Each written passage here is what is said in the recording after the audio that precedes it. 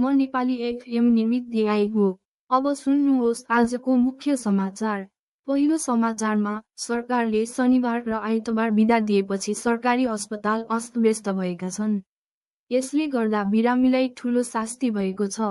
साथै ओपीडी सेवा बन्द हुँदा 5 दिनमा बिरामीको चाप अत्यधिक बढेको छ। त्यसपछि फिफा विश्वकपमा जापान र नेदरल्यान्ड्सले 2-2 गोलको रोमाञ्चक बराबरी खेलेका छन्। अर्कोतर्फ जर्मनीले कुरासाओलाई 7-1ले हराएको छ। यसैगरी जापाको कौडा खोलामा अलपत्र परेका 7 जनाको सकुशल उद्धार गरिएको छ।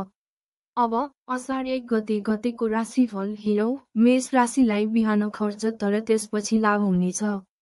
त्यसैगरी डा भगवान कोइराला 18 वर्ष अघि ज्यान बचाएका बिरामीको पुस्तक विमोचनमा पुगे। साथै 8औं अन्तर्राष्ट्रिय क्यान्सर सम्मेलन अक्टोबरमा जनकपुरमा हुँदैछ। यसैबीच कांग्रेस सभापति गगन थापाले देश सुधारको अनुकूल अवसर नचुकाउन आग्रह गरे। अन्त्यमा एनआईसी एसिया लघुवित्तको सभामा लक्ष्मण चालिसे अध्यक्ष चयन भए। नेपाल एसबीआई बैंकले नयाँ ब्याजदर सार्वजनिक गरेको छ। भुवेश्वरी मर्चेन्ट बैंक 25औं वर्षमा प्रवेश गरेको छ। आफूखोला जलविद्युतको साधारण सभा सम्पन्न भएको छ। थप विस्तृत समाचारको लागि niloNepal.com मा जानुहोस्।